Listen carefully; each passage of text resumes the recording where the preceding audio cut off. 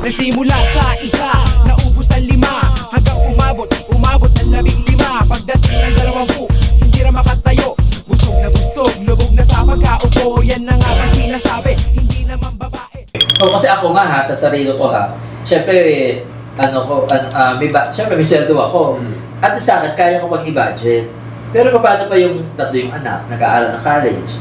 Di ba mag-asawa, umuupa ng bahay, tapos magbabayad ng kuryente, tubig, ganyan, groceries nila, utilities. May parang, alam mo yun, parang paano pa nagkakasya, kaya talagang yung iba talaga gusto na lang umalis. Saka hindi mo magagampanan yung ibang task mo na eh, kasi yun nga, hindi lang ito yung buhay ko eh. Oo. May buhay pa ako sa labas eh, so kumbaga, on the dot ako. Ang isang strategy na ginagawa dyan ng mga teachers, hindi nagdadala ng laptop sa bahay. Oo. Kasi ang napansin ko kasi dyan, yung pag meron kang laptop, nag-message yung principal mo na kailangan ng report, ganyan. Di syempre may laptop ka, maobliga ka na gumawa. Kasi kailangan Excuse me lang pare ah. Sabihin naman nila masyado kang dedicated. Pero kasi kailangan Di gagawin mo. Pero kasi pag wala kang laptop, wala kang mga gamit sa bahay, wala pa akong gamit. Hindi ka maobliga ngayon na gumawa. Ang sarap. Kaya ang ginawa ko siya talaga nung una nung napansin ko yan na Baba mo lang. puro hindi ko ng mga report na ganyan. Wala nang oras na kumasa na talaga ng pandemic eh. Parang gabi, hingi ng report. Madaling araw, may message, hingi ng report. Parang wala nang oras yung trabaho ng mga tao. True. Tsaka nasa nasa occupational safety.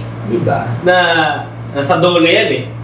Na after office hours, wala na dapat. Hindi yung kakarasin mo yung tao na... Actually, hindi naman parang hinaharas ka ng superior mo. Pero kasi syempre dahil ang tinitingnan kasi dyan ay kailangan natin magbasa. Diba, in another way, parang medyo may harassment na nangyayari siya kasi nga parang napupush ka kahit na hindi mo gusto. Gano'ng kadalas yung kailangan natin ibasa. Pero kasi ang point kasi dyan na kailangan talaga Diba? Kaya ikaw bilang masunuring empleyado, ganyan, na nasa sa'yo yung mga data na kailangan. Gagawin mo siya ngayon kahit na wala kang sa trabaho. Hindi ako sa trabaho. Pero gano'ng kadalas yun? Baka mamaya na araw-araw na. Nung COVID, parang naging madalas sa mga ganyan. Mag-message ng madaling araw, gagawa ka naman gabi. Wala nilang oras sa trabaho. May kaibigan ako nung COVID din yun. Kaibigan ako na public teacher din. Sabi niya nung COVID daw, puro daw picture pinagagawa na hinihingi ng DepEd para mag-report lang.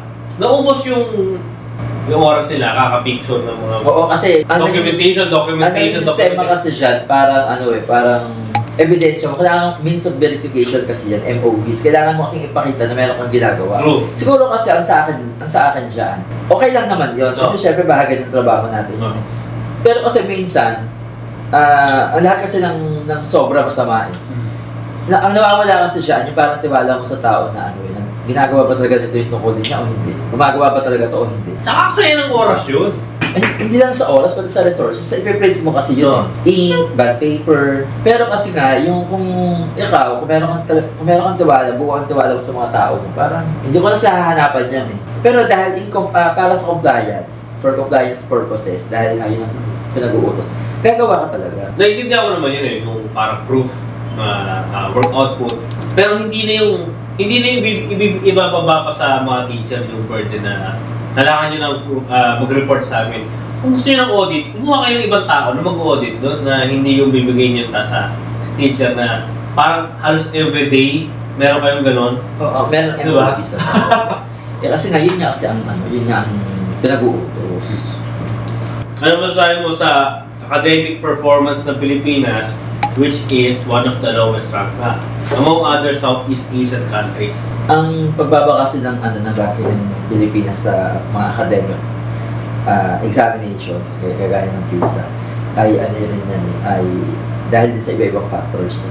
Kasi syempre, hindi man natin masasabi na dahil lang yan sa ganitong bagay.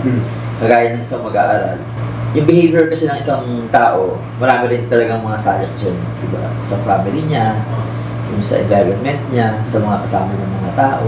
So, parang ganun din yan yung sa academic performance ng Pilipinas Kasi, hindi lang din naman yan natin pwedeng tingnan sa mga teachers. Halimbawa, yung mga teachers hindi lang tuturo.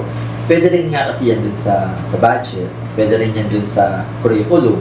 Pwede rin yan dun sa talagang mga need ng resources ng school na hindi naman talaga na ibibigay o limited lang yung resources, di ba? So, ang tingin ko dyan ay maraming talagang dapat na pagbasihan yan. Pero dahil nga nasa isang program tayo, nasa isang sistema tayo, ang talagang dapat pagtuunan dyan ng pansin ay ang curriculum. Kahit ako napapansin ko kung meron akong, kaya nga marami nagsishift din na mga capable na parents, yung mga anak nila, sinishift nila sa yung homeschool. Tumataas yung yung population doon Kasi, check din nila yung curriculum na ibibigay nila sa anak nila Ang isang magulang kasi, lalo na yung mga may alam na mga magulang. Ganun. Kasi di ba parang, nagbabayad ako ng ganito, dapat alam ko yan Yung gano'n, yung lalo na mga hands-on parents na, parang ba't ganito yung mga lalo na dun sa, sa mga information na nasa libro. May mga magulang din na nag-check niya, kaya nga lumabas yung mga issues sa Facebook na parang mali-mali yung mga tanong. Ayusin natin yung sistema. Kasi, pero hindi ganun kadaling mag-ayos ng sistema. Siyempre, hindi yung pagkagising natin, ayos na. Talagang step-by-step process kasi. Lahat kasi ng bagay. Saka galing sa taas muna yan Oo, lahat kasi ng bagay dumadaan sa proseso. Hindi man nasisali siguro galing sa taas kasi may homeschooling nga na nakakagawa ng maayos na curriculum Yan kasi mga ganyang bagay, so kagaya ng homeschooling, ay pagtupad yan sa education for all na sinasabi. So dahil hindi ako pwede pumasok sa school dahil halimbawa may sakit ako, under medication ako, o kaya buntis yung bata, ganyan, di ba? Kaya kailangan natin gawa ng ibang mga mag-revise ng ibang mga paraan para lahat ng bata makakuha ng pag-aaral, makakuha ng edukasyon. Kasi unang-unang karapatan ng lahat ng tao yan na, di ba, yung education, karapatan niya ng mga, sa atin, sa kahit nasa batas yan na, kaya kunwari, yung isang bata, kumbaga doon siya na-design. Oo. Tama. Kasi nga dahil nga sa education for all. So dahil nga yung isang bata, halimbawa nga buntis siya, so dahil hindi niya kayang pumasok sa klase dahil iba yung sitwasyon ng mga buntis Tama. Ngayon, gagawa natin ng paraan yan para yung bata makapagpatuloy pa rin ng pag-aaral. Yung iba naman wala naman diferensya. Gusto nila homeschooling kasi parang mas effective o mas namumonitor nila yung pasok ng information sa anak nila. Oo, pero kasi hindi kasi ganun yun. So ang pagpapayag kasi sa homeschooling, lalo na sa mga public schools, ay dapat talaga may basihan yun.